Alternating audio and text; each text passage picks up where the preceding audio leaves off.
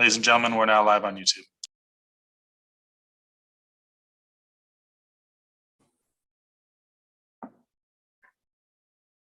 All right, it is 5 p.m. We will call the January 11th, 2022 Fire District 5 Commissioners meeting to order. Can I have a motion to approve the agenda?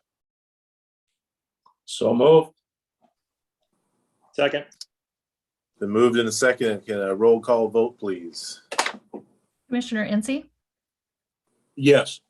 Commissioner Sudich, Yes. Commissioner Nelson, Yes. Commissioner Urbina, Yes. Chairman Wilsey. Yes. Any commissioner absences upcoming here? So I will be out of town the second meeting in February and unavailable. All right. Commissioner Urbina gone second meeting in February. I'm not going to be missing any meetings, but I will be out of town next week. So I'm also supposed to be out of town on the 22nd of February, but I can participate remotely. Shouldn't be a problem. all right. Tom, were you going to say something? No, I was just going to make a motion to excuse Commissioner Urbina from the second meeting in February. Yeah, it's the 22nd, like Bryce mentioned. I'll second that. All right, it's been moved and seconded to excuse Commissioner Urbina from the February 22nd meeting. All in favor? Aye. Aye. Aye. Opposed? All right, unanimous. Any communications to the board, Tanya? There's a copy of a donation check in your packets from a resident of Fox Island. All right. Well, thank you very much. Did we get a letter with that? Was there something around that? There was a letter. Chief Doan, did you want to talk to that? I didn't include it because of the personal information on the letter. Yeah, I don't have it with me right now, but in essence, it was a resident in our community. Actually, they lived on Fox Island. They sent us a check for right around $1,100, just thanking us for our service and the things that we do, and said that we can use it for whatever we see fit. And there was no strings attached. It said something like even, celebrating with our staff. I will say that we made a decision this week to use it for CO detectors that will go on medical bags. And I think during Chief's report that Chief Meyer will touch on that a little bit. Perfect. All right. Can I get a motion to approve the minutes of the December 14th Commissioner meeting? So moved. Second. Been moved and seconded to approve the minutes of last meeting. Roll call vote, please. Commissioner Incy, Yes. Commissioner Sudich, Yes. Commissioner Nelson, Yes. Commissioner Urbina, Yes. Chairman Wilsey. Yes. How about some voucher approvals?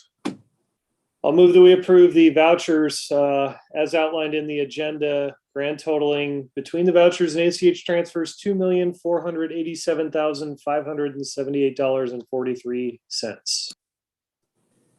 I'll second that. All right, it's been moved and seconded to approve the vouchers and payroll transfer. Can I have a roll call vote, please? Commissioner Incy, Yes. Commissioner Sudich, Yes. Commissioner Nelson, Yes. Commissioner Urbina, Yes. Chairman Wilsey. Yes. Are any reports from 3390 tonight? There won't be. They're all at the ALT seminar There in in Florida. Florida right now. Yeah. All right. Well, good for them. Hope they're learning a lot and having a good time. So, all right. Chief's reports.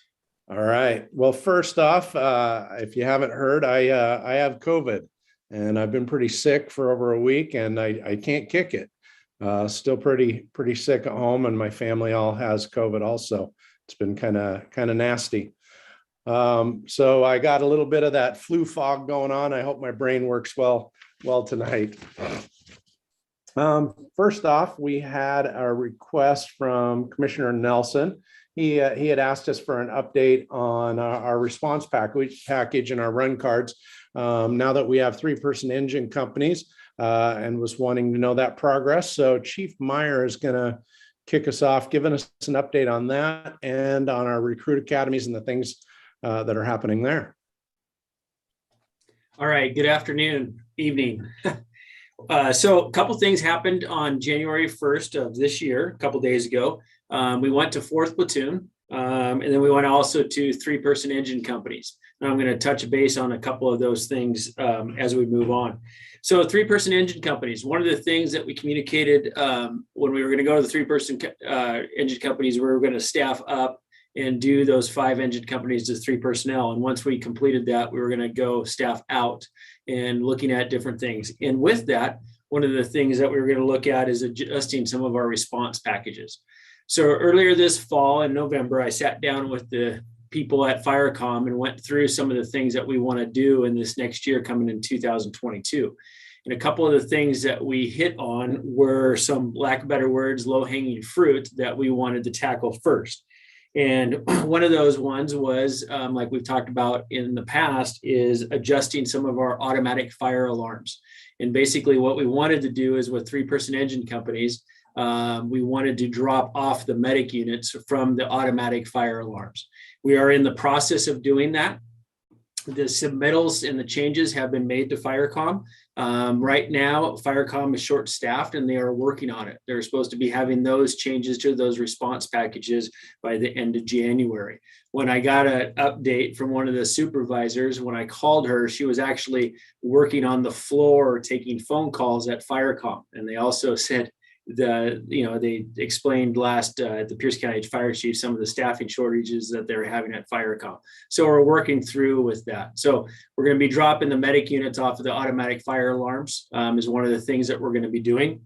And then also another thing that we're going to be doing is we're going to be right sizing some packages, and a couple packages that we're going to be right sizing is smoke in a structure, whether residential or commercial. Right now and historically, we've sent a full residential or commercial fire response to smoke in a structures.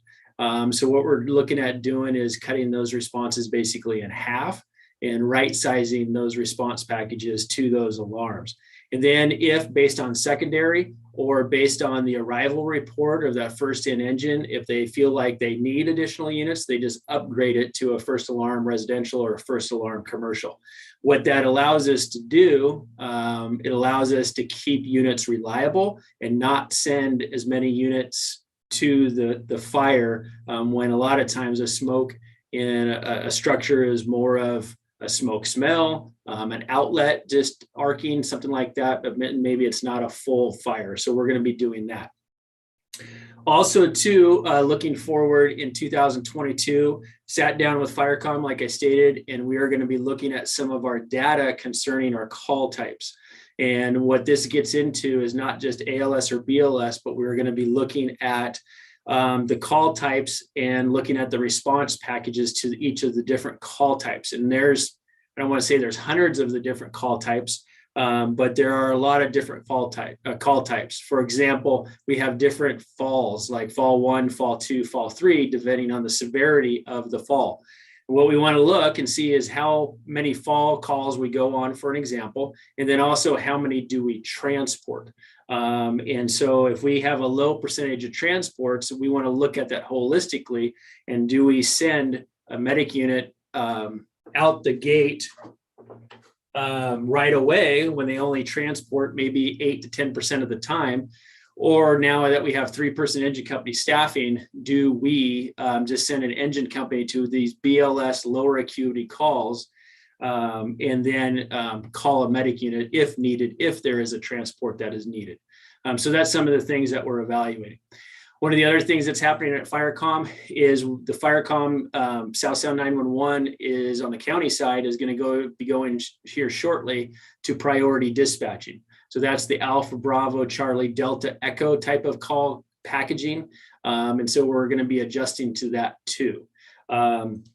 So those are some things that are coming. As far as response packages, I'm also going to be looking to get with the battalion chiefs and get some input from them about, you'll hear me say it a lot, right sizing some of these response packages to what we're doing.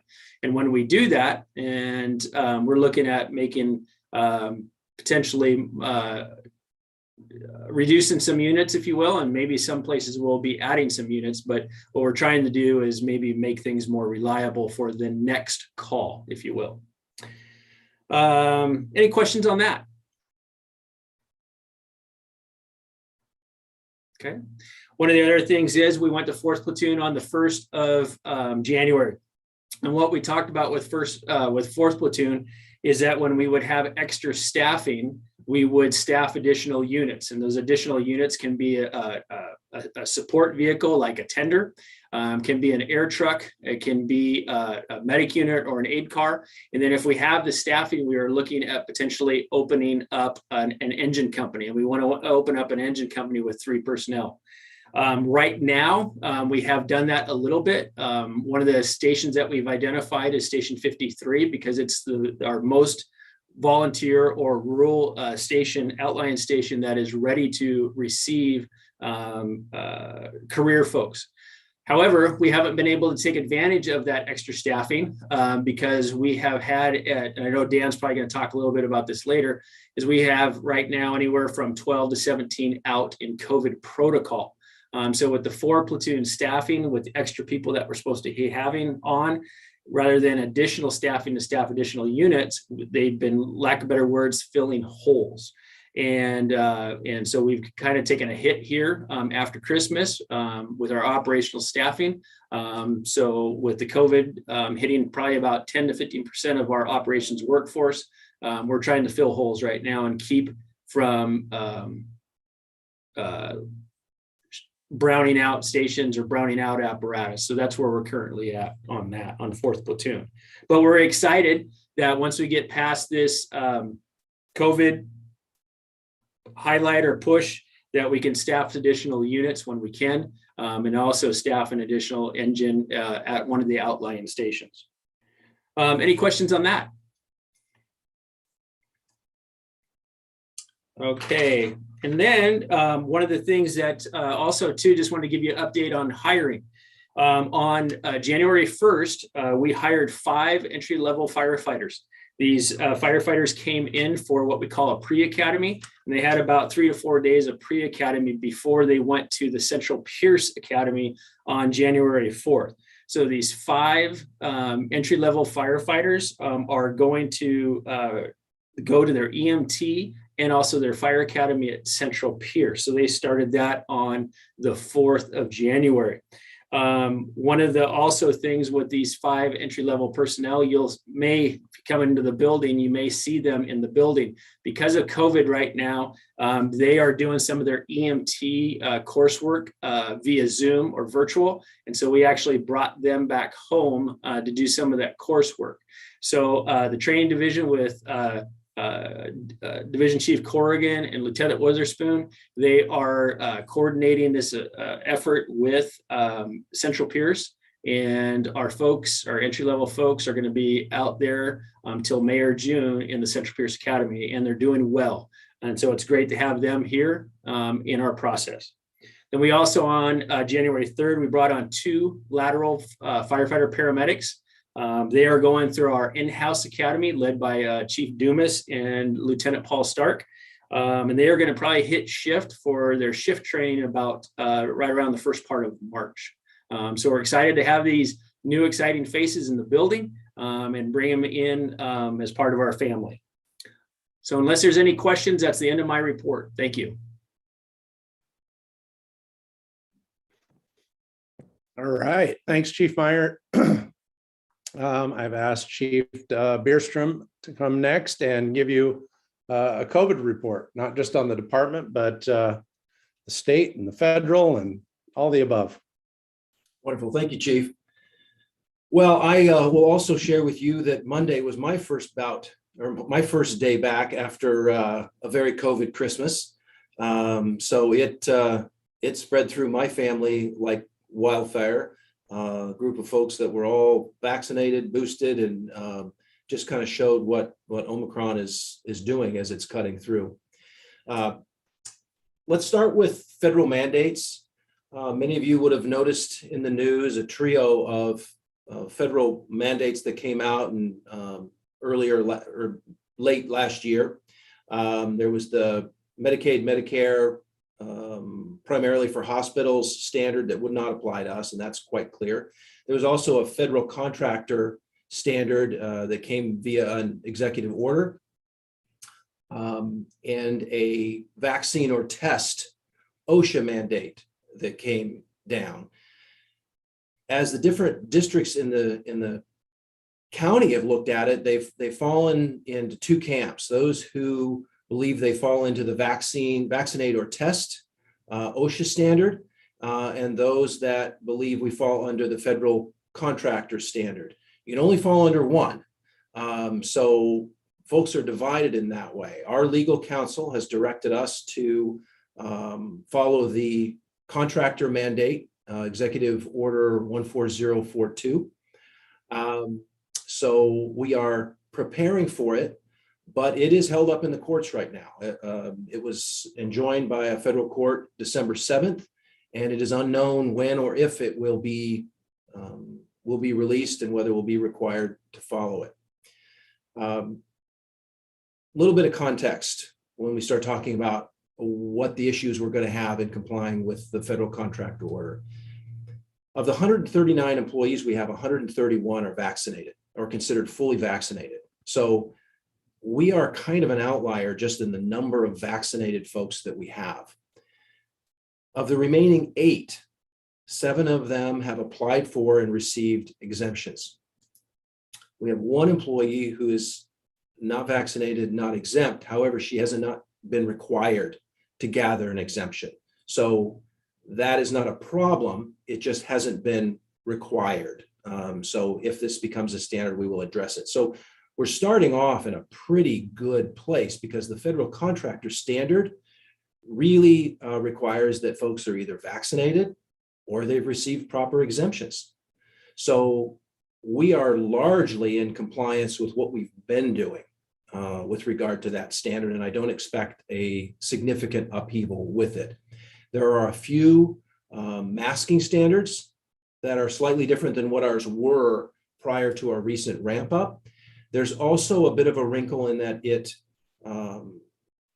requires vaccinated people to serve federal facilities. But Chief Waters and I got together and put our heads together thinking about federal facilities in our district, and all we could come up with is the post office and the tower at the airport. So our exposure there is very, very small. So to wrap that up, we are aware, we're tracking, we're watching, we're going to follow legal's advice on this, and we do not expect any significant upheaval in our organization should that standard get through the courts. I'm going to switch over now, unless there are questions, over to, yes, Commissioner.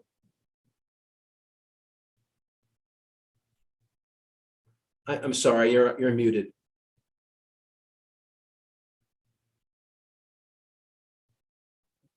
All right, there we go. 2 questions.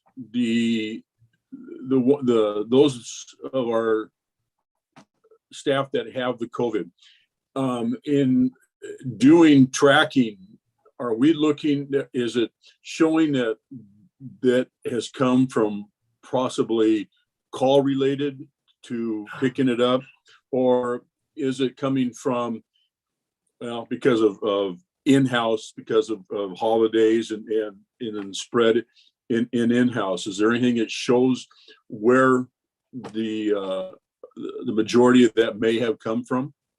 Yes, that's a great question. I'm going to get into that a little bit more, but let me answer your question right now. Folks self-report. Of the cases that we have had, the overwhelming number come from personal life, family, friends, gatherings, kids, wife. There are 2 probable cases that came from a coworker. There is one possible but unconfirmed from a patient last year. But that's a very narrow band of cases, and Okay. we'd like to keep it that way. My second question has to do with the mandates. And I'm assuming one of those mandates is the one that the U.S. Supreme Court is sitting on and thinking about right now, right? Correct. So if they shoot down President Biden's mandate, then that will have a wide-ranging effect on everything, right? We will just continue to follow the state guidelines, the governor's proclamation that we've been complying with since it came out. We would just continue on our present course. Okay, so we'll still be falling under the governor's guidelines. Yes. Okay. Those have not been All right. struck down at this time. Right. Okay, thank you. Thank you, Commissioner. So I'm going to veer over to a little bit more of a picture of the district. I want to see if I can share. Let's see.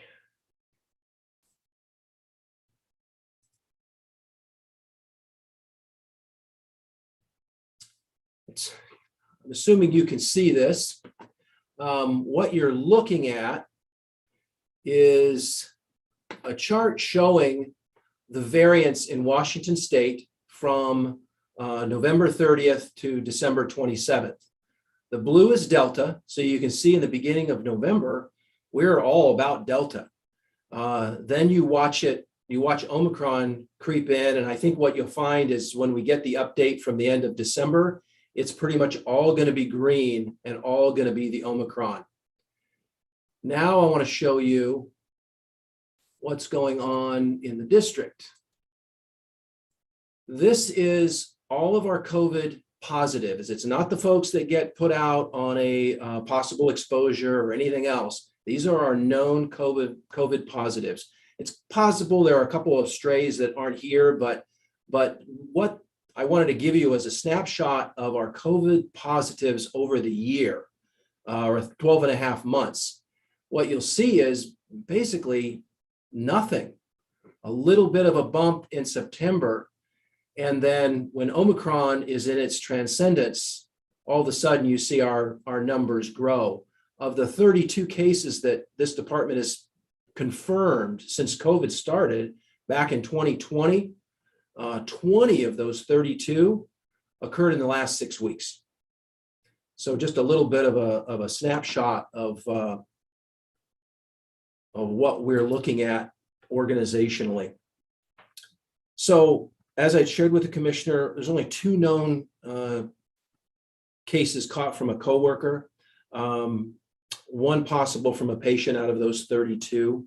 At this point in time, we have 14 members out, either with COVID or with exposures or with COVID-like symptoms. And as Chief Meyer has brought up, we've been hovering around that over the last, 6 weeks or so. We're adding a few more, we're having a few drop off. Well, this number isn't great, it's more than what we would like. The thing that has been good is it has been holding steady. We haven't, with the spike of what's going on around us, our district hasn't seen a continuing exponential growth in the number of folks that are off. But due to the uptick in cases, we upgraded our masking standard last week to go from the base requirements of L&I to requiring masking in all of our facilities, unless like those of us who are in our offices or at home. We're continuing our hygiene, facility hygiene, our personal hygiene standards. We've also maintained our return to work standards. The CDC has made some changes. We have stood where we are. There's a number of advantages to it for us. And all of this work is to continue to flatten the curve, hold steady. And I have been advancing a thought, and I so appreciated the chief's support that we're in this for the long run. And if we have to pick up an extra day or two of isolation for a person, that's okay. What we really want to avoid is losing the entirety of a shift. And as of this time, we're holding it together. I think we just have to ride this out for a few months and let this thing just flatten and smooth out. If there are questions, I'll answer them. Yes, Commissioner. Chief, at what point, I guess my concern is you say there's 14 to 17 out at any time. I mean, obviously that's putting stress on our department. Yes. And at what point, I guess I'm just curious, at what point is it detrimental? I mean, what level can we maintain staffing? You understand where I'm going with that? How many out does that mean that we just can't staff where we expect to staff?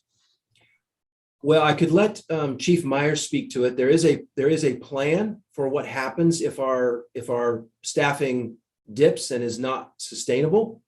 And so if that's the direction, then he can answer that.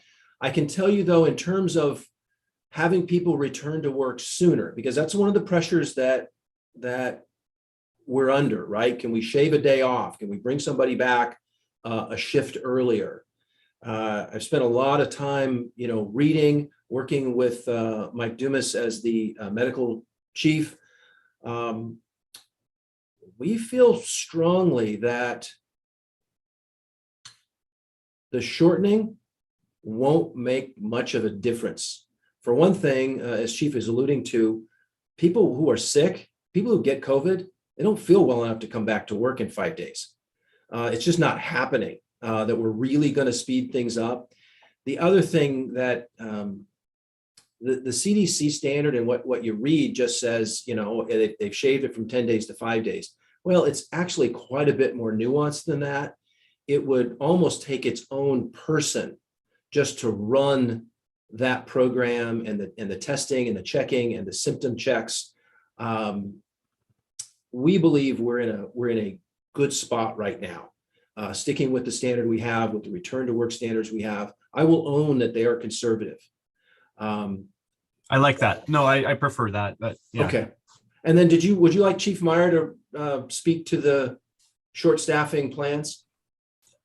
I guess it just concerns me when I hear that 15%, I don't know, right around there are out.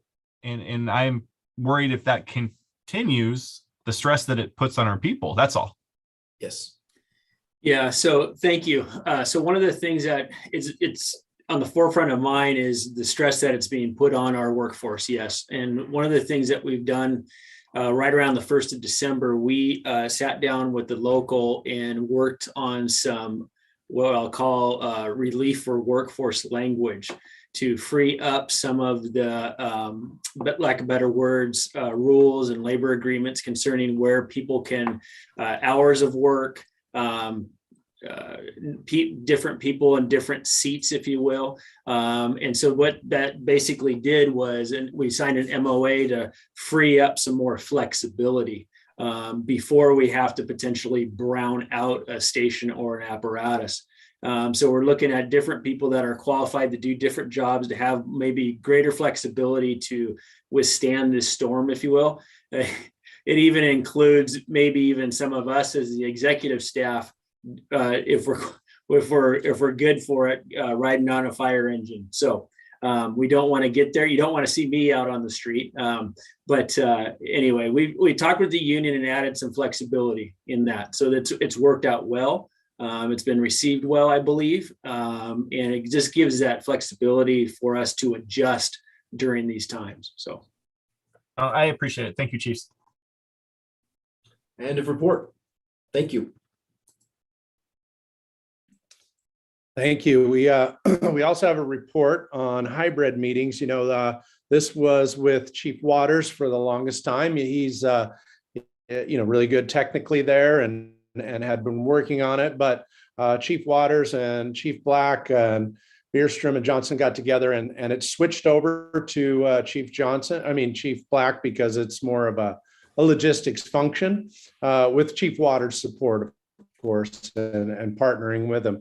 So I've asked Chief Black to come today and give you a report and update where we're at with hybrid meetings and what we need. Good evening. Are you able to hear me? Yes. Okay, fantastic. I'm not sure if you can see me, but hearing me will be just as well. I am working on this with Chief Waters, and I am not letting go of him. So it is a tag team event, and we are doing it together. We both come to it with a little bit of expertise, and we both come to it a little bit in the dark. So we're going to continue on this path together as good firemen do. I just wanted to kind of walk through a little bit of history, what we have been working on, and the proposal that we are very close to looking at presenting to the assistant chiefs, our bosses at this point. Just a little bit about how it started. I know you guys are probably familiar, but we're looking at this statutory mandate has made it a requirement that legislative meetings must be accessible to everyone with both visual and audio requirements. So originally we looked at that. Eric and I thought we could maybe pull that together ourselves in-house, use IT. We brought in Alex Lee. We gave that a good run and we failed. And we've recognized that that's not our expertise. We are firemen by trade and working in some great positions, but we are not IT, certainly AV related people. And that has really over the last couple of years, really over the last probably 10 years, but definitely the last couple of years, become its a very own, very unique type of work. And so we have just realized that we needed to reach out. So we reached out to the city of Gig Harbor, talked to them. We talked to a few of our other neighbors, people that are most likely doing this same type of work. And we were able to come up with a few vendors that different people were using and they felt excited about.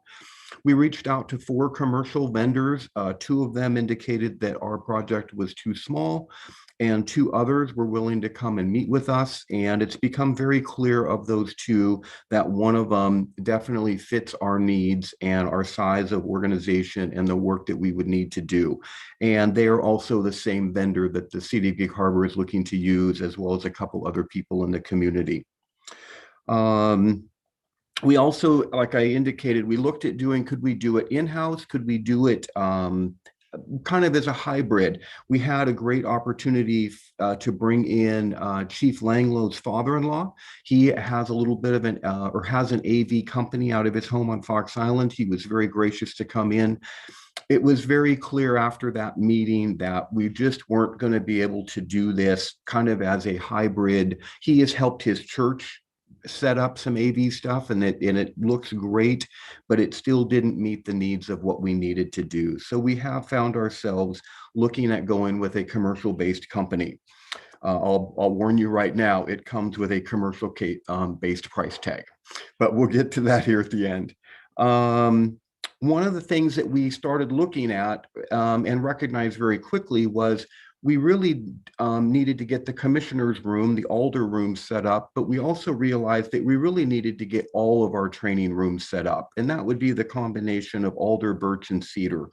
Cedar, the opposite end, is used quite a bit by our training division and presentations, multiple ways that we have used that. And we're also just realizing that we need those types of training and presentations all to be live, interactive, available from people from wherever they are. The reality is we're going to be doing more and more training, more and more commissioners meeting where not everyone is physically present. And that's just a new way of the world for us. So what we have done to this point is we've reached out to the vendors, we've narrowed it down. We've come to one that I think is would work out really well. I have a final meeting with them this Thursday just to go over their proposal one more time, make sure everything is where it needs to be. I just wanted to give a quick overview of their proposal, and then answer any questions you might have after that. One thing that it's been very important for us to do is we wanted to make sure that this system could be operated by one person. Again, we are not AV technicians. We are not people that do that type of work. And we wanted to make sure that once the system was up and running, that it could be run by people with minimal training. We just don't have a lot of people to put at this type of work. The proposal from Desco is the name of the company. They're out of Olympia. It combines all three of our rooms, alder, birch, and cedar, keeping them separate, but also allowing them to be combined at any given time as our divider walls open and close for the size of meetings. The alder room and the cedar room will have touchscreen control tablets, which will control all of the equipment like an iPad. Both rooms will include 2 cameras, one that would look down towards, for instance, the Board of Commissioners and the chiefs, and then another camera that would look from the opposite wall down upon any audience members or any guests that were participating in the meetings. The alder room would all have gooseneck microphones for each of the commissioners. These would all be able for you to mute and unmute, as well as be managed by the AV technician that would be operating these meetings as well. So again, we're needing to set things up in such a way where we have great clarity from an audio standpoint and from a visual standpoint. And what that means is we need to have equipment that's very close to the person that is speaking and being spoken to. The cedar room will feature also some microphones, which will allow for those voices to be picked up when presenters are speaking, and also audience members can be asking questions. We'll have dual cameras in that room as well. And then all of these rooms can be opened up and put together. The birch, the middle room, will be a little bit of just a carryover. It will have speakers where people will be able to hear very well. It'll also have a couple of televisions mounted so that we can, an audience member can see if they can't see the screens, updated cameras, updated video equipment. So all of that to say that it's a very robust proposal. I believe that it would serve us very well. The only thing that we have to offer right now, as you guys are aware, is we have a couple of TVs on the wall and we have a projector at the other end. We have a few speakers, and that's just the nature of the age of the building. At one point in time, we did have some equipment where people could use a microphone. That equipment has since become obsolete and is no longer usable. So, like I say, it is a robust system. It is designed to take us into kind of the 21st century, and it is designed to last for a long time. We all know what technology and a long time mean, but in this particular case, we would certainly be looking to make that be for many, many years down the road. The proposal that we have from them, including everything that is needed, also including sales tax, comes to $165,000. This has become very popular. This has become, that certainly is a big number to me. It is not a big number in this industry. I feel that we are very fortunate to get away with a number under $200,000. I can go into lots more detail and I can share with you all the amazing things I've learned about this technology and how it all works. But I don't know that that is necessarily the intent. Once we sign a contract with this company, we are looking at about 4 months from contract to ordering of product to then install and completion. Any questions that I could answer? That was kind of the gist of what I came in with.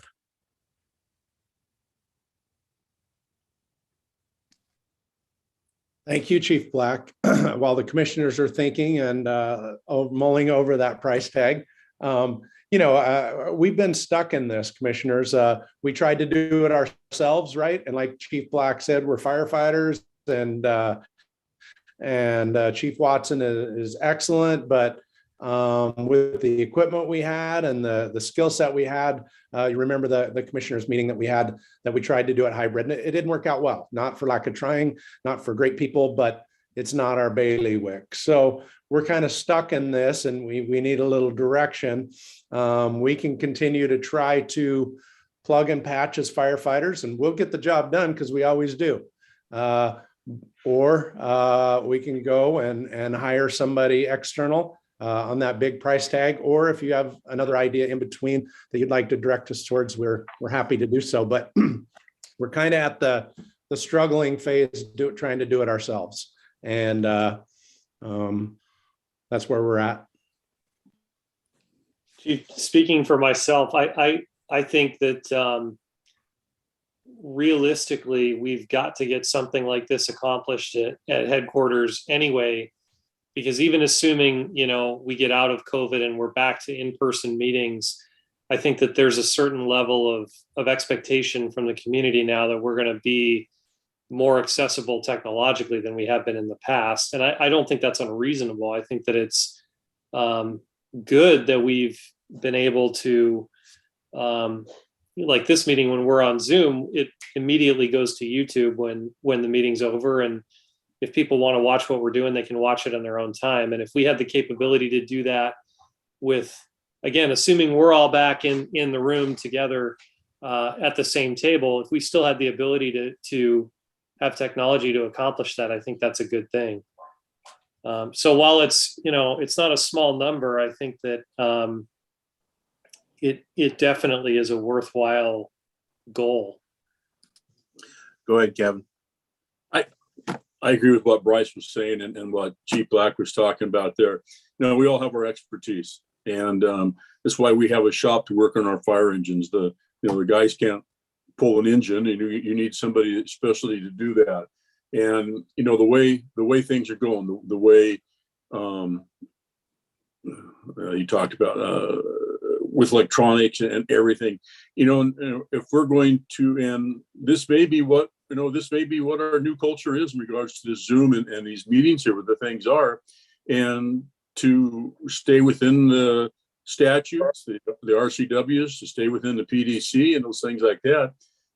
We're going to have to reach out and do these. And while it may cost, that 100,000 there and there, I think it's something that we need to seriously do. We talk about buying we're talking about the air tanks. We talk about apparatus.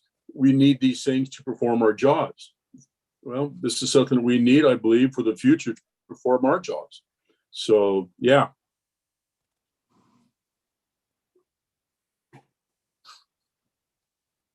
Joe or Tom?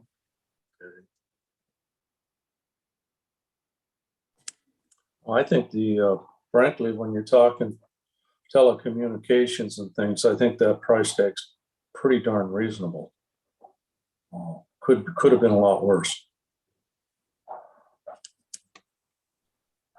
I will just add that I think the work's necessary. I have no exposure to the cost of such work, so I have nothing to add to that. I trust that, the staff has done their due diligence there and would bring to us what they figure is the best, both for the equipment and for the cost. So I don't have expertise to say, hey, oh, that's crazy. I think the need's there.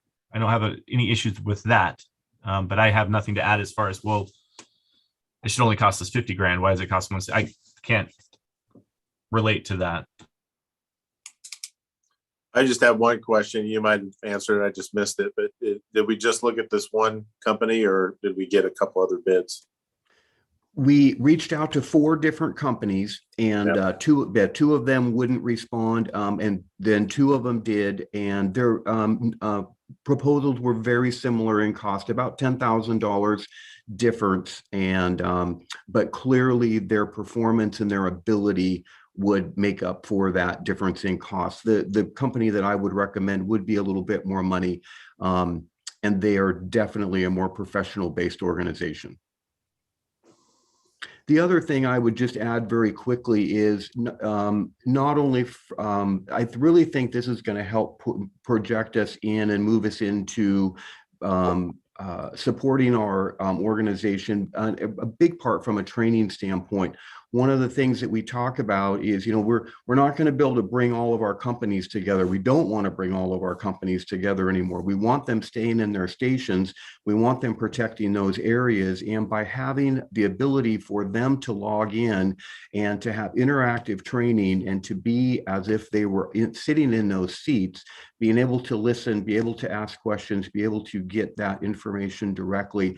I really believe it holistically just sets us up to be more successful in a time where we're wanting people to be staying home, for lack of a better term, in their stations, different things, and even allowing people just to function, when they're away from the station. I think it just gives us an opportunity to continue to be efficient without all having to be together. No, and thank you for adding that, Chief Black. It's as I sit here and I'm pondering that price tag and thinking, is this really, just the fire commissioners spending money on something so we could have a meeting where, I'd rather have $160,000 than see brand new SCBAs on firefighters' backs with that price tag versus some kind of meeting system for us. But you bring up a good point, the fact that, this will be a training platform that the department can use as a whole, and something to broadcast possibly even larger than what we're thinking about internally, right? This could possibly be an external class. If I know we host a lot of trainings and possibly allow people to attend virtually. This makes a lot of sense, and more than just accommodating us commissioners with a meeting platform. So you're looking for an approval for this to move forward tonight, Chief Black? Or Well, we can do it one of two ways, Commissioner. We can go back over the next 2 weeks and come back with a proposal of spending it, but it is outside our budget. It is going to take some action, whether you want to do it tonight or you want to give us 2 weeks to come back with something, is whichever you would like.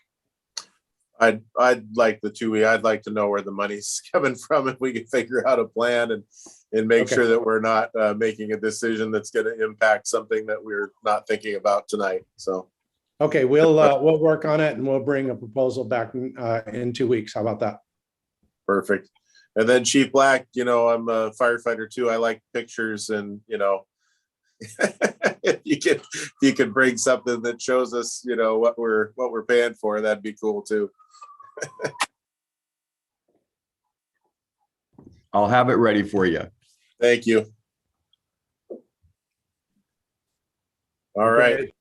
Anything else there for Chief's report, Chief? That is it. Thank you.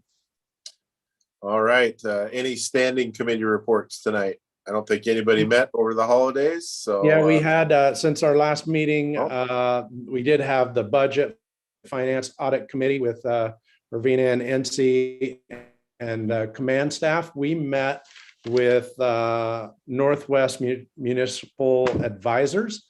I will make it part of my report on the bond, but commissioners, if either of you want to step in or report on that.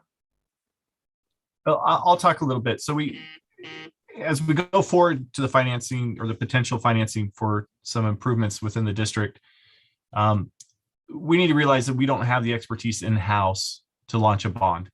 We just don't. And there's a couple different ways that we can go about that. And Chief Bierstrom has been working on that hard. And he presented one option, which is to work with this company. And basically what their role is to guide us through this whole process and to get us to the point where we issue the bond, help us maintain any covenants associated with that bond and make sure we're in compliance with any reporting that we have to do throughout the life of the bond. I was really, really impressed with the company that came out. I think we will need to consider this shortly, and we'll bring more to you in the future. But having a little bit of background in the financial industry, these people know what they were doing. They had answers to questions. I tried to kind of throw some stuff at them, and they knew exactly what I was talking about and answered the question immediately. I was very impressed with the presentation. Tom? Is this in addition to DA Davidson? It's a different, and I would probably pull Chief Bierstrom in for any answers. It's their job as financial advisors to the district to help us prepare and get the bond placed. There's 2 or 3 different ways that we can do it. We can go directly to an underwriter like DA Davidson, right? Or we can do placements, or we can do an open auction. I'm going to mess it up without having their presentation in front of me. And maybe Chief Bierstrom can kind of pipe in a little bit. This is a third party as opposed Correct. to going, and the reason I only say DA Davidson, there's other companies, but Right. you understand what I'm saying. This would be like a go-between, so to speak. Hey, Chief Oldenburg, do you want to? You have your hand up. Yes, Commissioners, Chief Oldenburg. Yesterday, I was approached by Jim Nelson from DA Davidson. He sent me an email. So again, like Commissioner Arena was talking about, they provide potentially a little bit of a different type of service to the district. But after speaking with Jim briefly, I think it would be potentially beneficial for us to have Jim come in and do a presentation similar to what we already received, because some of the products and assistance that they're talking about is similar. Some of it is different, but I think it would give the commissioners and the staff here a holistic look of the 2 different options, because Jim was extremely knowledgeable as well. And so that just occurred yesterday afternoon. So that's some recent information that has not circulated to everybody yet. So I just thought I would bring that up. And I'll jump in because Jim originally reached out to me. The original plan was to bring out a municipal or financial advisor to come out and share that, with the idea of bringing in an underwriter. And Jim is also a financial advisor. He can fill either role depending on what we wish to do. But what I find is in the marketplace, a lot of folks are familiar with DA Davidson and the underwriter. They do a lot of the bonding around us. They weren't so familiar with the financial advisor model. And so the idea was let's share that and talk about that different role and the fiduciary duty that comes along with that financial advisor. So Perry, I'm very pleased to hear you talking about bringing Jim in. He's a very knowledgeable guy, and I think it would flesh out our overall program. And I guess the point of what I'm getting at is at some point we're going to need to have someone working with us to guide us through this process. And the staff is going through that process of vetting out different people that can help us get us where we need to go. And there are a couple different ways to do it, just like with anything. And so we'll have to kind of flesh out the pluses and minuses of either of them. Joe, quick question. I randomly, because I'm kind of a podcast person, I stumbled onto a couple podcasts where the chief from Central Kitsap was talking about their bond election. I think it's John Oliver is his name, if I remember correctly. Chief Doan, I know, has met with him. Is there potential there for us to sort of pick their brains so we're not reinventing the wheel on some of this stuff? Because it seems like listening to him talk about it in the podcast that I listened to, they seem to be pretty on top of all of this as well. And maybe some of it isn't transferable to us, and that's fair. But, I Dan can relate to this as an attorney. One thing we try to do is not reinvent the wheel. And if there's briefing out there that we can kind of base our stuff on, we tend to steal each other's work internally. So I don't think there's anything wrong with that in this context. I'm curious if we've been able to do that with places that have been down this road before. Yeah, so I've met with Chief Oliver multiple times, and so he's the one that turned us on to Liz Loomis. So he's been helping me and all along this way. So all these things that I've been doing was really him. So we'll we'll still consult with him. I think we should bring in DA Davidson, and I'll get the Budget, Finance, and Audit Committee in the same room with him too. And then we'll make a decision on which way we should go here in the next few weeks, though.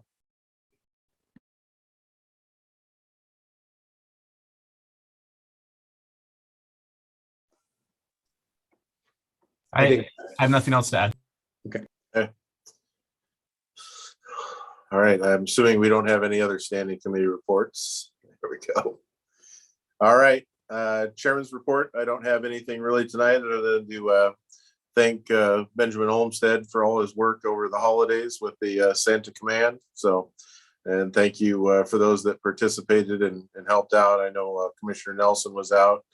I'm not sure, others I'm sure were out as well. So I hope everybody had a happy holiday season and are surviving the recent uptick in COVID cases. So I think everybody's feeling it. All right, old business, Chief, Capital Facilities Planning update. All right. Hopefully I don't run out of gas here, but what I thought I'd do is when we were having our leadership meeting with Commissioner Wilsey and Studich, we talked about, we started out with the Capital Facilities Committee, met on the CFP. Then we did the board workshop on the CFP. November 9th and 23rd, we did the draft presentation. And then on December 14th, the board adopted the CFP. And I gave my recommendation on what we should do. On the 16th, the Budget and Finance Committee met with Northwest Municipal Advisors. And in that, I do want to add that we asked them to come to look at our $80 million, or my recommendation of $80 million on a 20-year. And they came back with that we could do a tax rate of 0.239 cents per 100 or per 1,000 assessed value, which is 119 a year or $995 a month on a $500,000 home. So I think we're right in there where Liz Loomis would like us to be, under $10 for a $500,000 home. So what's the next steps? You have as a group have not been able to have a discussion yet.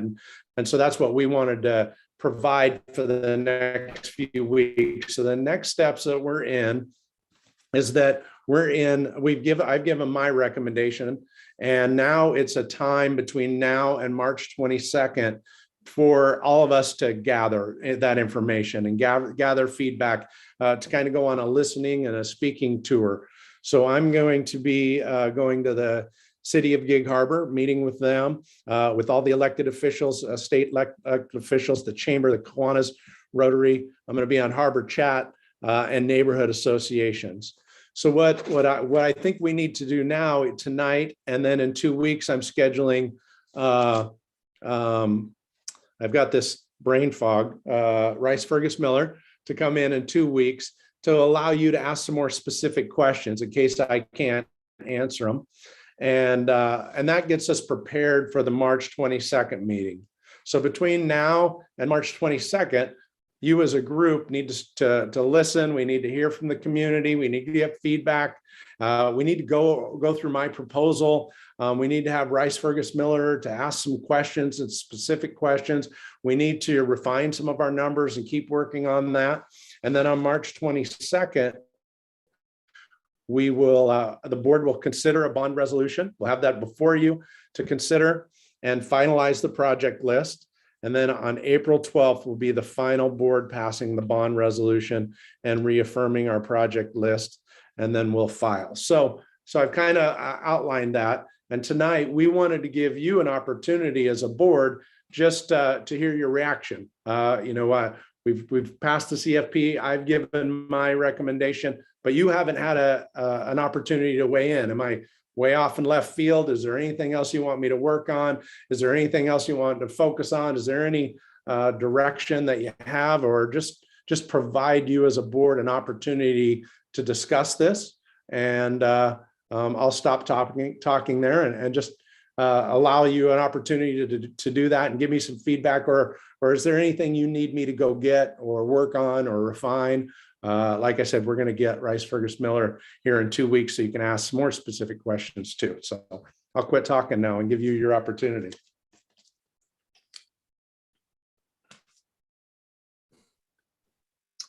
So yeah, when Commissioner Sadich and I were having a conversation, we just wanted to make sure that everybody that would have any questions about this, you know, from the board's perspective especially, and then also we want to be, you know, open and transparent and have this in an open meeting and not have an executive session to speak about any of this. We need to speak about it openly. So just wanted to give everybody opportunity tonight to ask any questions, or if anybody has any reservations about anything, to bring it up now.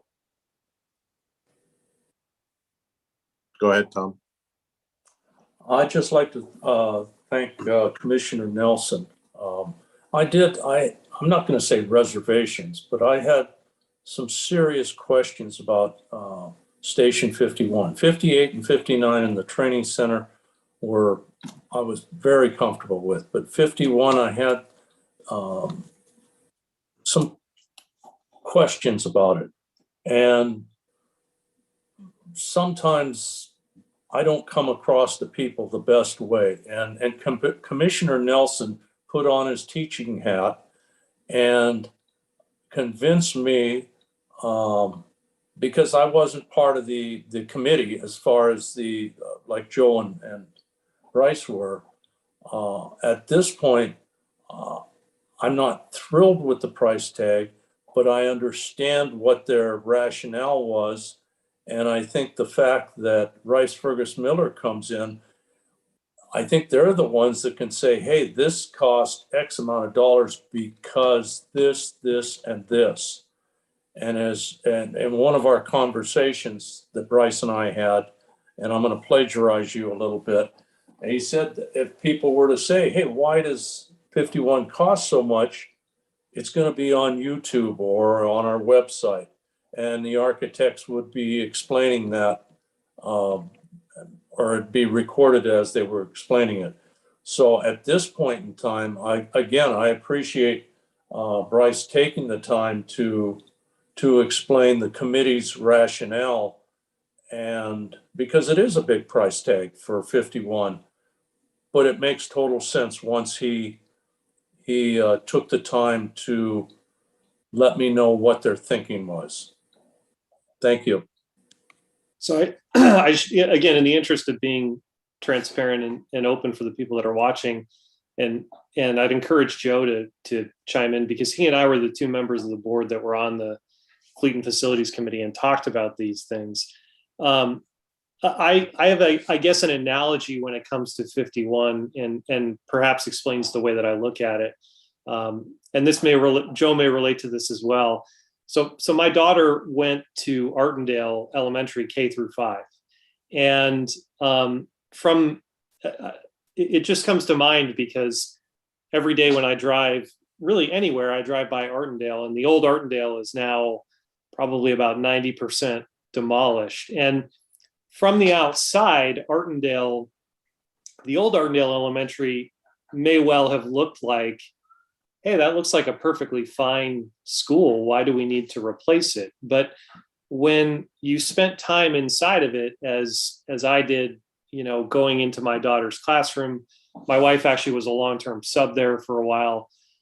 You start to see that even though that school had been renovated several times, you can only renovate so much before you really need to start over. And just as an example, in Artendale for a while, they had some kids that had some developmental challenges, and there were kids that were in wheelchairs. And if those kids were in classrooms that were on that kind of lower floor where it's like a daylight basement, there were no elevators in Artendale. So those kids had to go outside the building and go physically down the hill outside to get into their classroom. And, you know, that's something that I think was totally unacceptable. Now there's a new Artendale Elementary that has elevators where if kids have mobility challenges, they can get from floor to floor with no problem. I think Station 51 is kind of like the old Artendale Elementary in that it's been renovated, it's been used, it's gone as far as we can make it go. And it may look on the outside like it's a perfectly good building. And in it's been maintained as best as we can, but it cannot meet the needs of this district for the next 30, 40, 50 years. It just can't. So I don't want us to throw good money at something that 10 years from now, we're going to say we need to just tear down and rebuild anyway. I don't think that that's being good stewards of our tax money. And these facilities aren't cheap. They're essential facilities. They have to be built to certain standards. And I think that what we need to do is look carefully at 51. And if there's ways for us to, the thing that I looked at where it's like, whoa, that jumped out to me was the cost of the support building. If there's ways for us to knock that down and perhaps make that building,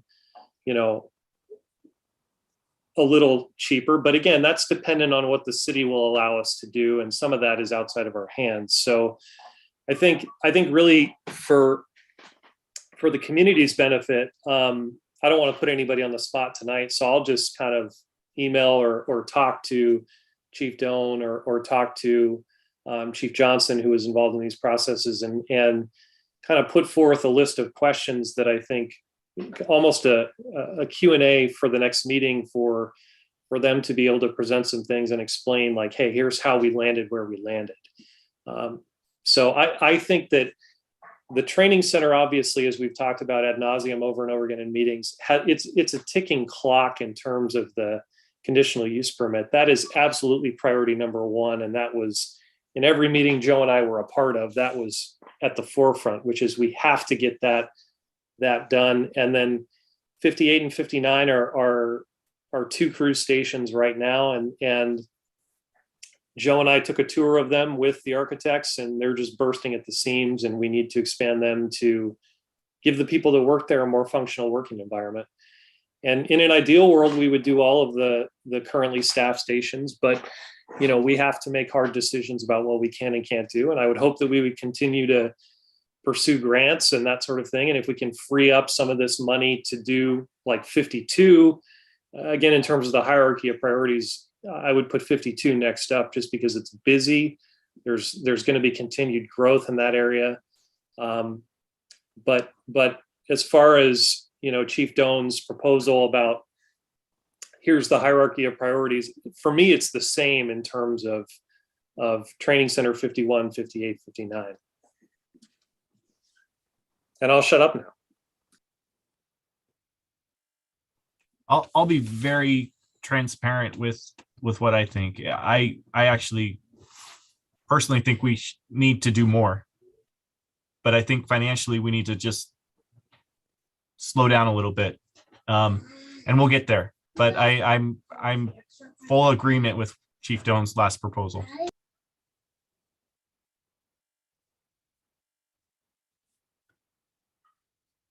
All right. Very good. And I just want to remind the public, we'll be having more meetings as we get closer to this, and we'll be talking about this further, prior to going to the ballot to ask for the voters' approval. So more to come. Alex, can I add one thing? I apologize. Yeah. Go ahead. And it's not that we're not going to do more later, but we can't price a project and finance a project that we're going to do in 7 years today. It just isn't feasible. And that's kind of where it got complicated. And we decided, hey, we know this much, let's bite that chunk off, and then we'll approach the rest later. So Commissioner, we'll be prepared in 2 weeks to hopefully have Rice Fergus Miller. We haven't talked to him yet. I know Chief Johnson has a meeting with him tomorrow, so we'll do our best. If not, and if you have any questions for me or things you want me to work on to come back, please let me know. And then the other thing that I've asked Chief Johnson to move on as quickly as he can is I just really believe we need to, we have budgeted this year to contract with a project manager or construction manager. Like I said earlier, we're firefighters, right? And we need somebody to make sure that this process is moving forward in the right way. What I don't want to happen is go out and have a vote and be positive in August and be ready to go, and somebody say, well, you forgot to do X or Y or Z, somebody that's starting as soon as possible. looking at all this and, we need to go to the county, we need to go to the city, we can do things starting today to prepare us for a successful bond. So I've asked Chief Johnson to move on that. And so he's working on that right now. So we'll be working on that and we'll be ready in 2 weeks. If you have anything else between now and then, just email or call me and we'll be ready in 2 weeks to keep the conversation going. No, and if they're unavailable, our next meeting, I'd entertain if they have other time available to try to put a special meeting together if needed to, just to accommodate it and get it in that time frame so that we get that accomplished. And then I also want to remind folks they might see a thank you letter coming from the commissioners and probably signed by myself, and that is just basically a thank you for the support thus far. It's not a thank you for the approval of the vote or we're going ahead. It's just a thank you. A lot of the comments we've been seeing online, are favorable to moving forward with this, and just want to thank the community for the support thus far. That's it. So anything else, Chief, on that for tonight? Nope. Thank you. All right. So let's move on. Any other old business we need to speak of this evening? None for me, unless you or the commissioners have some. Doesn't appear so. So we'll move on to new business, the org chart. Yeah, you have in front of you the organizational chart. Most of this is, it all has been already approved just through the budget process, but we wanted to bring it forward because we were updating it and putting names and positions. So there's not a lot of change. And like I said, it's been approved through the budget process, but I know historically the board has approved the org chart, and we haven't done that since before I was even hired was the last time. So since we updated it, I want to bring it forward to you and see if there was any questions, concerns, comments. I know this might bring up something that was brought up when I was first hired, that we look at moving to two deputy chiefs, and I did take that serious, but I asked for a little more time, and I promised that I would achieve it through the structure we have now, that I am outwardly faced, and that I have 4 great assistant chiefs that are running the day-to-day business, and I have full faith in all 4 of them, and they're excellent, and we have a great team, and I'll be able to accomplish that. But I also appreciate that I have that as a tool at my disposal in the future to go to 2 deputy chiefs. So, Mr. Chairman, I don't know if you want to fully approve this, if you want to ask some questions, or how you, I don't know if the board feels a need to approve it or not. Sorry.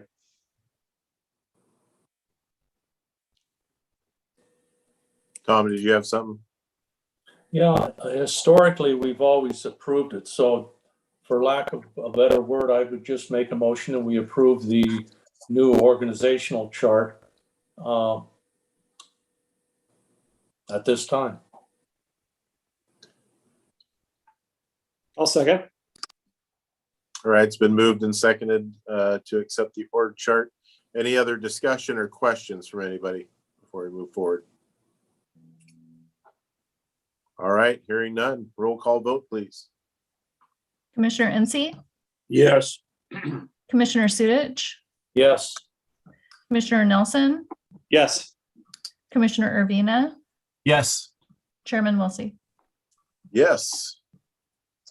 All right, looks like we got a resolution 2022-01, banking business. Yeah, we have Chief Langlow is back in his position at battalion chief. So Chief Oldenburg is full in the seat, and it's his first resolution. Good evening, commissioners. In front of you is the first resolution of 2022. It's 2022-01. The resolution is for signature authority changes for here in the office. It reflects our current staff changes to include myself. It actually adds some redundancy to our signature authority as well. And some of these items are still regulated internally. So not all 4 of the people listed here are actual signatories to all of the facilities, or excuse me, all of the banks. So we kind of regulate that internally as well. So this is just kind of updating and reflecting our current staff, as well as adding some redundancy. So it's fairly straightforward, but I would stand for questions from the commission.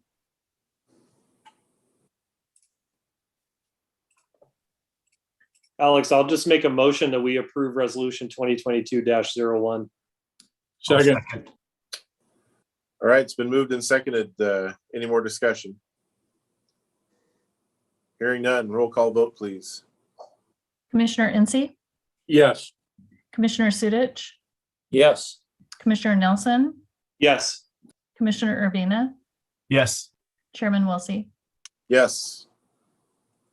All right, Chief Oldenburg, you're on for 02. Look at that, I get the first 2 right out of the barrel. So the next one is 2022-02. This is a policy update for the entire organization. This followed some respect in the workplace training that was done here by some consultants for the whole organization. Following that training, we engaged in conversation to update the policies that we had in place here in the organization. We worked with that consultant group. We came up with these the recommendations here before you. They have been vetted through our internal HR department as well, our manager here, as well as our legal counsel. And that took a little bit of a period of time for us to accomplish, but they are all updated and ready to go. So again, I would stand for questions in regards to approving the updated policies, or I would recommend approval of resolution 2022-02. So moved. Second. All right, it's been moved and seconded. Any further discussion on 2022-02? Hearing none, roll call vote, please. Commissioner Incy, Yes. Commissioner Sudich, Yes. Commissioner Nelson, Yes. Commissioner Urbina, Yes. Chairman Wilsey. Yes. And then Tanya, we had a question from the audience. Could we screen share the organizational chart just for a moment? Somebody wanted to see it. Yes, it'll take me just a minute to pull it up. All right.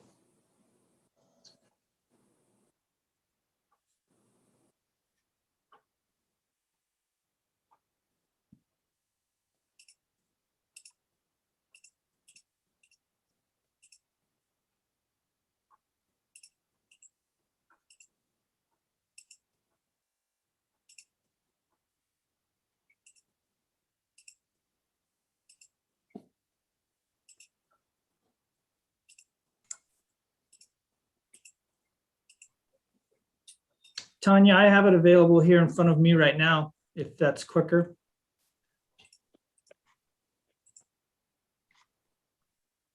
It should be able to be viewed right now. It's hard to read with all of the names included. It's a little bit small. Yep. If anybody's watching on their iPad and they wanted to keep it, they can screenshot it right now and then blow it up a little bit later. So It's also in the packet too, the board packet, so which is accessible, and they could look at it there. And we could also just email it to Steve if he wants it to. yeah, there's that. I'll just note, in addition to that, it actually is not included in the packets that's posted on the website because the packet was posted before I had the final org chart, but I can certainly update that packet on the website to include it, or if Steve is the one requesting it, I'd be happy to shoot it out by email. Yeah, why don't you just send it to him too? Thanks. Yeah. So Tanya and Chief, is this available on the website? Can the public just go to our website and click on this and see it, or? Not yet. Not yet, no. Okay. We don't have dedicated space on our website for documents like this as a standalone document. Yeah, I'd be curious if we'd be able to put all the names necessarily either. I mean, it doesn't bother me, but I'm used to not seeing people's names in an org chart, but just the positions as they change. But You bet. however we want to do it, just so that Okay. people are aware what the organization looks like. So. All right. Thank you for bringing that up.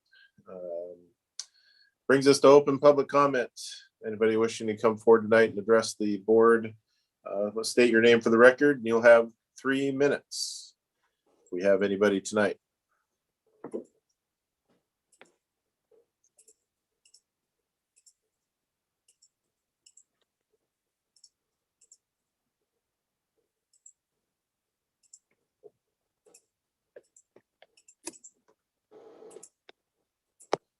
I'm not seeing anyone.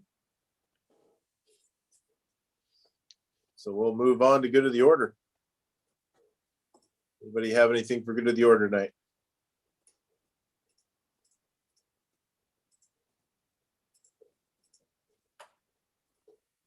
Hearing none, we'll move up to special interests, upcoming events. We got anything upcoming?